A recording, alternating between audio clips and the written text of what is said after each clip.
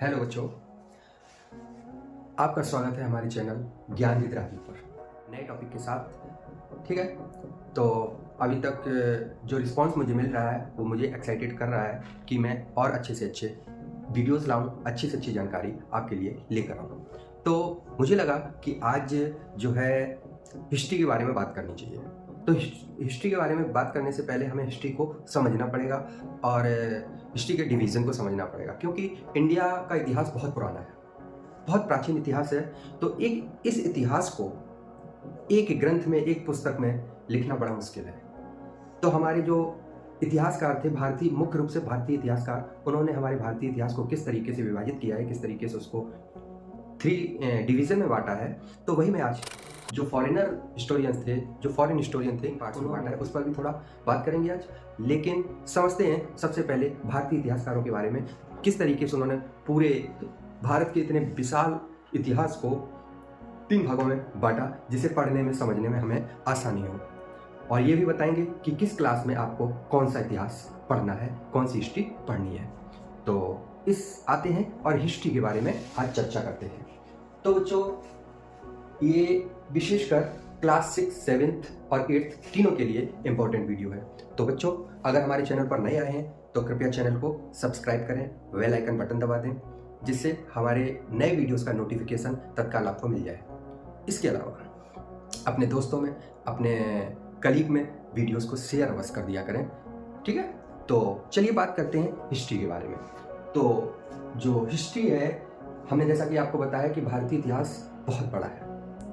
इसे समझने के लिए, इसे पढ़ने के लिए और इसे आत्मसात करने के लिए हमें इसे शुरू से समझना पड़ेगा। सबसे पहले भारतीय इतिहास के कालांश को समझना पड़ेगा, कितने पार्ट में इसको डिवाइड बांटा गया है। ठीक है, तो सबसे पहला शुरू होता है एंशिएंट हिस्ट्री। उस समय को बोलते हैं जो स्टोन एज हुआ करता था, जब मानव पत्थरों से निर्मित हथियारों, पत्थरों से निर्मित टूल का यूज किया करता था। वो हमारा सब एंशिएंट पीरियड में आता है। इसके बाद इंडस वैली सिविलाइजेशन और मौर्यन डायनेस्टी, इसके बाद गुप्ता डायनेस्टी, ये सभी एंशिएंट पीरियड का ही समय है। अब इसके बाद आते हैं मेडाइवल पीरियड। मेडाइवल पीरियड को स्टार्ट माना जाता है जब से यहाँ मुस्लिम्स आए, यानी कि सबसे पहला आक्रमण जो है मोहम्मद बिन कासिम के द्वारा किया गया था। और मोहम्मद बिन कासिम को पहला मुस्लिम आक्रमणकारी भी माना जाता है कि भारत में सबसे पहला आक्रमण करने वाला मुस्लिम कौन था, वो था मोहम्मद बिन कासिम। तो उसने 712 में किया था। तो 8th सेंचुरी से ही हमें हमारे इतिहास को मेडाइवल पीरियड बोला जाता है। फिर बाबर आता है, तब से मुगल काल स्टार्ट होता है और ये आगे चल के 8th सेंचुरी में इसे एंड माना जाता है। ठीक है, मेडाइवल पीरियड हो गया। मॉडर्न पीरियड को हम ब्रिटिश काल भी कह सकते हैं। ठीक है, अब इनके टाइमलाइन को समझते हैं। तो जो एंशिएंट पीरियड है, ये उस समय से जिसकी हमें कोई लिखित जानकारी नहीं है, केवल साक्ष्य होगा। ये समय एंशिएंट से या प्री से 8th सेंचुरी तक चलता है। ठीक है, एंशिएंट पीरियड एंशिएंट से 8th सेंचुरी तक माना जाता है। अब आ जाते हैं मेडाइवल पीरियड पे। तो मेडाइवल पीरियड इसके तुरंत बाद जस्ट 8th सेंचुरी से मोहम्मद बिन कासिम के आक्रमण से इसे शुरू माना जाता है। तो इसका एंड 8th से 18th सेंचुरी तक इसकी टाइमलाइन मानी जाती है। अब आते हैं मॉडर्न पीरियड। मॉडर्न पीरियड जो मॉडर्न इतिहास है या ब्रिटिशियन हिस्ट्री है, ये 18th सेंचुरी से मानी जाती है। ठीक है, और प्रेजेंट तक देखो इतिहास क्या होता है, जो कल घटना घटी, जो आज घटना घटी, वो कल के लिए इतिहास बन जाएगी। तो यही इतिहास है। और अब आ जाइए, तो समझ लिया होगा ancient period, medieval period, modern period. Ancient period को प्राचीन काल बोलते हैं, मेडाइवल पीरियड को मध्यकाल बोलते हैं, मॉडर्न पीरियड को आधुनिक काल बोलते हैं। मॉडर्न नया। ठीक है, अब देखो मेडाइवल पीरियड को फिर से 2 पार्ट में डिवाइड किया गया है। मेडाइवल पीरियड को फिर से 2 पार्ट में डिवाइड किया गया है। तो इसमें आपका अर्ली मेडाइवल पीरियड हो जाता है, जो 8th सेंचुरी से 13th सेंचुरी तक माना जाता है। ये तब तक माना जाता है जब तक कि यहाँ पर गुलाम वंश, यानी कि जो स्लेव डायनेस्टी थी, उसकी स्थापना होती है। उसके बाद से, ठीक है, उसके बाद से ये letter medieval period slave dynasty से स्टार्ट माना जाता है। बच्चों कमेंट में बता फर्स्ट रूलर कौन था, कमेंट में जरूर बताना। फिर लेटर मेडिएवल पीरियड 13 से 18th सेंचुरी तक, ये पूरा मुगल काल से भरा हुआ है। लेटर मेडिएवल पीरियड पूरा मुगल काल से भरा हुआ है। ठीक है, 1526 में जब बाबर आया, उसका इब्राहिम लोदी से युद्ध होता है और फिर वो यहाँ मुगल डायनेस्टी की स्थापना करता है। ये इसी के दौरान हुआ था, 1526 में आता है। और इस तरीके से हमारे भारतीय इतिहास को 3 भागों में बांटा गया है। अब जो फॉरेन हिस्टोरियन हैं उन्होंने भी भारतीय इतिहास को 3 भागों में कैसे बांटा है। हिंदू रूलर्स थे, उनका एक काल बताया, फिर यहाँ मुस्लिमों का आगमन हुआ तो मुगल काल उन्होंने सेकेंड पार्ट को बताया है, और थर्ड डिवीज़न उन्होंने दी है ब्रिटिश पीरियड, यानी कि जो ब्रिटिशियन का काल था वो थर्ड पीरियड में। तो इस तरीके से तीनों कालों को, हिस्ट्री को 3 पीरियड्स में या 3 डिवीजन्स में बांटा गया है। अब आते हैं कि हम कौन सा इतिहास किस क्लास में पढ़ रहे हैं, कौन सी हिस्ट्री किस क्लास में स्टडी कर रहे हैं। तो इसके बारे में ये है आपका एनसीईआरटी पीरियड। 6th क्लास के बच्चे जानते होंगे कि उन्होंने स्टोन एज के बारे में पढ़ा है, उन्होंने सम्राट अशोक के बारे में पढ़ा है, चंद्रगुप्त मौर्य के बारे में पढ़ा है, और श्रीगुप्त के बारे में पढ़ा है। ठीक है, तो ये सभी, चंद्रगुप्त विक्रमादित्य के बारे में पढ़ा है। तो ये सभी जो हैं एंशिएंट हिस्ट्री के अंतर्गत आते हैं। तो 6th क्लास में हमें एंशिएंट हिस्ट्री पढ़नी होती है। अब आ जाइए 7th क्लास में। मुगल काल सब जानते हैं कि पूरा मुगल काल से 7th क्लास का इतिहास भरा पड़ा है। ठीक है, तो ये 7th क्लास का इतिहास हो गया। अब इसके बाद ब्रिटिश के बारे में लास्ट चैप्टर में मेडावल पीरियड, जो हम 7th क्लास में हिस्ट्री पढ़ते हैं, लास्ट में ये पानीपत के 3rd बैटल पे जाके खत्म होता है। फिर स्टार्ट होता है आपका मॉडर्न हिस्ट्री, जिसको हम क्लास 8 में इस क्लासेस में डिवीजन किया गया है। इससे हमें थोड़ी सहूलियत मिलेगी समझने में। आखिर हमें ये पता होगा कि हम कौन सी हिस्ट्री पढ़ रहे हैं, एंशिएंट हिस्ट्री पढ़ रहे हैं कि मेडावल पीरियड की हिस्ट्री पढ़ रहे हैं कि मॉडर्न हिस्ट्री पढ़ रहे हैं। ठीक है, तो हम 6th क्लास में एंशिएंट हिस्ट्री पढ़ते हैं, 7th क्लास में मेडावल हिस्ट्री पढ़ते हैं, एंड मॉडर्न 8th क्लास में मॉडर्न हिस्ट्री को, 7th क्लास में अर्ली मेडावल और लेटर मेडावल दोनों पढ़ते हैं। तो आई होप आपको हिस्ट्री के क्लासिफिकेशन के बारे में या हिस्ट्री के डिवीजन के बारे में अच्छी तरीके से समझ में आया होगा। ठीक है, तो आज हम हिस्ट्री की जानकारी के साथ आप लोगों के लिए थोड़ा एक चीज़ और लेके आए हैं। आज हम 7th क्लास के बच्चों के लिए इम्पोर्टेंट, 7th और 8th क्लास के बच्चों के लिए एक इम्पॉर्टेंट चीज, मेडावल हिस्ट्री जो है ये कुछ प्रमुख युद्धों के लिए जानी जाती है। तो आज हम उन्हीं युद्धों पर चर्चा करेंगे कि मेडावल हिस्ट्री के कब हुआ, किसके किसके बीच हुआ, क्या रिजल्ट रहा उसका। तो उस पर हम चर्चा करेंगे आज। चर्चा करते हैं। ये टॉपिक 7th क्लास के बच्चों के लिए काफ़ी इम्पोर्टेंट है, क्योंकि हम यहाँ बात कर रहे हैं मेडावल पीरियड की। मेडावल पीरियड के वो 10 युद्ध जो मेडावल हिस्ट्री में बहुत ही प्रसिद्ध हैं। आइए उनके बारे में जानते हैं, कुछ जानकारी इकट्ठा करते हैं। भाई, पृथ्वीराज चौहान को कौन भूल सकता है। 1191 में पृथ्वीराज चौहान और मोहम्मद गौरी के बीच भीषण युद्ध होता है, जिसे हम फर्स्ट बैटल ऑफ तराइन यानी तराइन का प्रथम युद्ध के नाम से जानते हैं। इस युद्ध में पृथ्वीराज के हाथों मोहम्मद गौरी की पूरी तरह हार होती है, लेकिन वो किसी तरीके से वापस अफगानिस्तान यानी कि अपने गौर राज्य को भागने में सफल हो जाता है। इसके बाद उस युद्ध में पराजय का बदला लेने के लिए अगले साल 1192 में वो दिल्ली आता है और पृथ्वीराज चौहान से युद्ध होता है उसका, जिसे हम सेकंड बैटल ऑफ तराइन कहते हैं। तो बेटा, फर्स्ट बैटल ऑफ तराइन किसके बीच हुआ?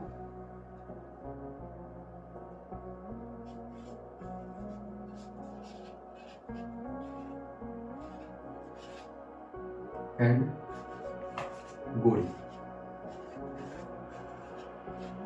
इनके बीच होता है। इसमें गोरी की डिफीट होती है, गोरी की हार होती है। ठीक है, अब आते हैं सेकेंड बैटल ऑफ 1292। ये भी पृथ्वीराज चौहान और मोहम्मद गौरी के बीच लड़ा गया, लेकिन इसमें पृथ्वीराज चौहान की हार होती है।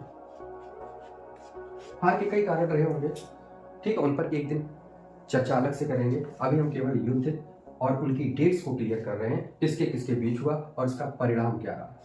ठीक है, अब इसके बाद आते हैं first battle of Panipat. Panipat का पहला युद्ध, ये बाबर के आगमन का काल था। 1526 ईस्वी में इब्राहिम लोदी के पानीपत के मैदान में इब्राहिम लोदी के साथ भीषण युद्ध होता है, जिसमें इब्राहिम लोदी मारा जाता है और दिल्ली सल्तनत का अंत करके बाबर मुगल साम्राज्य की स्थापना करता है, मुगल डायनेस्टी की स्थापना करता है। तो ये हुआ था बाबर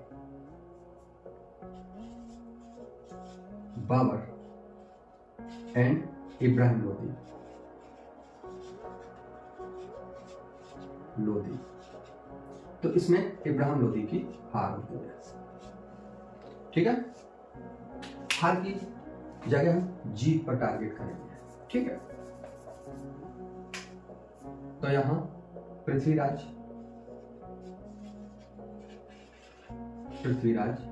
एंड गोरी के बीच ये भी होता है। ठीक है, इसमें पृथ्वीराज की जीत होती है, लेकिन इसमें गोरी की जीत होती है। इस युद्ध में बाबर की जीत होती है। ठीक है, बात कर रहे हैं हम मेडाइवल हिस्ट्री यानी मध्यकाल के प्रमुख युद्धों की, और कब हुए वो युद्ध और उनका परिणाम क्या रहा, किस किस के बीच हुए, उन पर चर्चा कर रहे हैं। ठीक है, तो इसके बाद आते हैं battle of Khanwa. Battle of Khanwa जो था, बाबर के आने के अगले ही साल सन 1527 में बाबर और राणा सांगा के बीच ये युद्ध हुआ था। बाबर एंड राणा सांगा।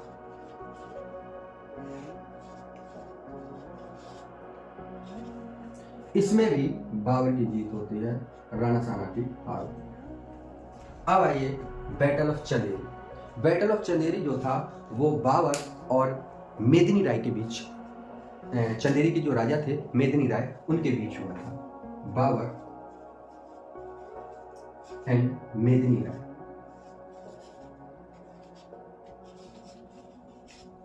इसमें भी बाबर की जीत होती है। इसके बाद युद्ध आता है चौसा का। चौसा का काफी प्रसिद्ध युद्ध है। ये हुमायूं और शेरशाह सूरी के बीच हुआ था सन 1539 में। 1539 में हुमायूं और शेरशाह सूरी के बीच ये युद्ध हुआ।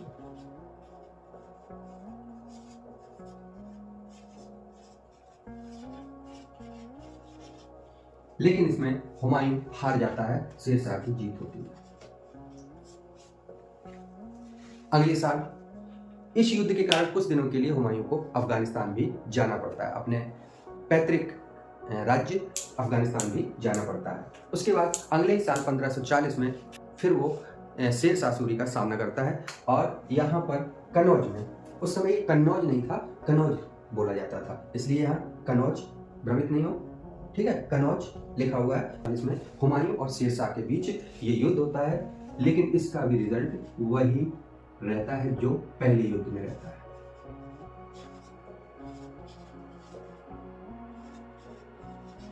इसमें भी शेरशाह की जीत होती है। अब आ जाइए second battle of Panipat. Second battle of Panipat, जिस समय नया नया अकबर शहंशाह बना था, काफी छोटी उम्र थी, बैरम खान के नेतृत्व में, तो दिल्ली को वापस लेने के लिए ये युद्ध लड़ा गया था। ये युद्ध हेमू और अकबर के बीच हुआ था 1556 में, 1556। अकबर एंड हेमू। बैरम खान के नेतृत्व में ये युद्ध अकबर ने जीत लिया था।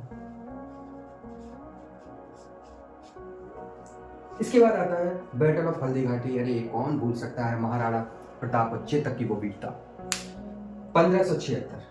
1576 में हल्दी घाटी किसी दुर्भाग्यवश राणा प्रताप को हार का मुंह देखना पड़ा था, लेकिन इसे बड़ी वीरता से राणा प्रताप ने लड़ा था। तो ये हुआ था अकबर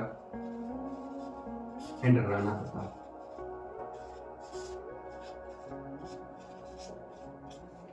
तो इसमें अकबर की जीत हुई थी। इसके बाद आता है battle of Plassey. Battle of Plassey कह सकते हैं भारत में ब्रिटिश काल की शुरुआत थी।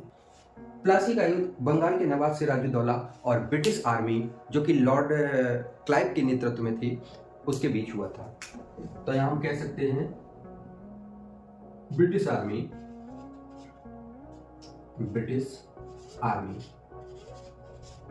एंड सिराज उद दौला। ठीक है, ब्रिटिश आर्मी और सिराजुद्दौला के बीच हुआ था। इसमें ब्रिटिश आर्मी सिराजुद्दौला को हराने में कामयाब रही थी।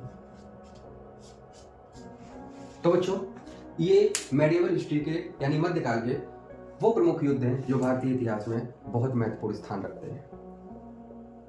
मैं आशा करता हूँ आप लोगों को समझ में आया होगा।